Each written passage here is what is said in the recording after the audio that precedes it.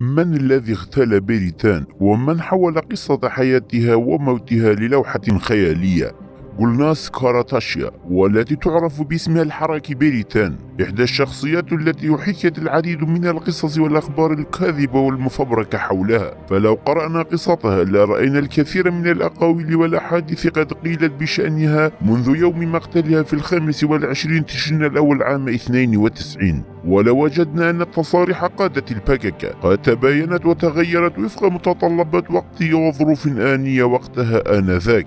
فأية جهة عادتها الباكاكا خلال مسيرتها السياسية كانت تتهمها بمقتل بيريتان وتلفق بها تهمة القتل وقت عداوتها لتلك الجهة، فهي تحكي كل مرة قصة مغايرة تماما للقصة التي حكتها من قبل. كون قصة مقتل بيريتان قصة رمزية منذ بدايتها تخدم مصالح الباكاكا السياسية الوقتية، فلا كرامة لا للأموات ولا لحياة الإنسان لدى هؤلاء. فلو شاءت الأقدار أن تبعث بيريتان من مرقدها لبصقت أولا بوجه من استثمرت حياتها وموتها لمصالحهم، فقد كانت فتاة غيورة ناضلت منذ نعومة أظافرها، لم تنحني لأحد بل حتى للباكاكا نفسها. فحتى خلال فترة العام والنصف التي أمضتها في صفوف الباكاكا لم تنحني أو تخنع أو طأطأت رأسها لأحد حتى لمسؤوليها من قادة الباكاكا الميدانيين. لهذا تم التشهير بها دوما وانتقادها نقدا لاذعا، كما أبعدت عن الكفاح وقتها. آنذاك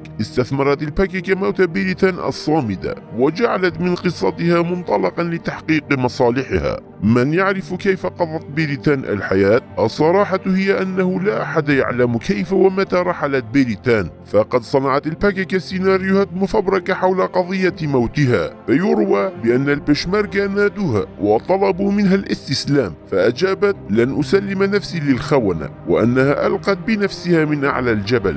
غير أن الحقيقة هي أصيبت بيريتان في محور ليلكان بجروح بليغة، وهناك كان يتمركز بشمركة الاتحاد الوطني الكردستاني. انسحب عموم الجريلة من التل، الجرحى والمتعافين معا، ونزلوا منه إلا بيريتان الجريحة، فبقيت في حالها كونها كانت طويلة القامة، والتل الذي تواجدت عليه شديد الوعورة، ولم يحاول أحد إنجادها. في نفس اليوم كان قائد ذلك المحور عثمان أوجلان في لقاء مع ممثلي الاتحاد الوطني والديمقراطي الكردستاني بصدد توقيع اتفاقية، أي بمعنى أنه في الوقت الذي تركت فيه بيريتان للموت كانت هناك هدنة وقف إطلاق النار بين الباكاكا وبشمركة كردستان، فنجا كل من تواجد في المحور الذي تواجدت فيه بيريتان وانسحبوا من التل، وتم إنقاذ كافة الجرحى هناك. وأمضى عثمان أوجلان بنفسه الاتفاقية مع البارتي والليكاتي، حيث نص الاتفاق بتوجيه عموم الجريلة لمخيم زل الحدود مع إيران، وتم نقل عموم الجريلة من كل من حفتانين وتشاليه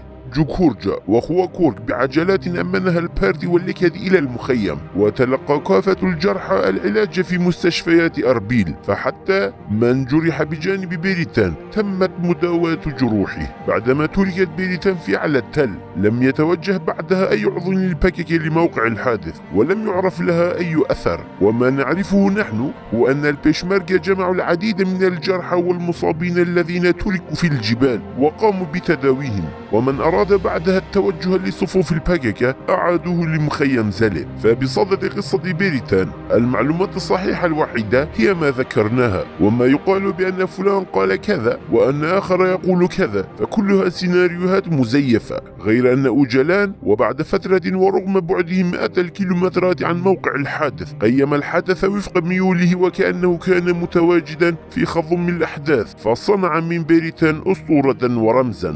ذكرى بيريتان تتحول لأداة سياسية. كانت قوات الباكاكا التي تحارب بشمركة كردستان في كوزاكا في وضع صعب للغاية، لم يبق باستطاعتها الصمود أمام البشمركة، خسرت كافة الجبهات الأمامية. آنذاك كانت الدولة التركية قد وقعت اتفاقا مع الدولة العراقية وشرعت بعملياتها خارج الحدود. عندما كان كل شيء يسير نحو الانهيار والزوال بالنسبة للباكاكا، أطلقت قوات البارتي والإكادي المملكة مبادرة لعقد اجتماع وتوقيع اتفاقية مع البككة. أنقذت هذه الاتفاقية حياة ما يقارب من 2000 من الجريلا. فقد تحدث الكاتب روشان جاكر في مقال له عام 2008 عن قيادي أمني رفيع في الدولة التركية، حيث قال: لولا إنقاذ الجنوبيين للبككة من أيدينا لكنا قد قضينا عليها تماما. وجلان مستاء من الاتفاقية رغم إنقاذها لقوات البككة من الانهيار.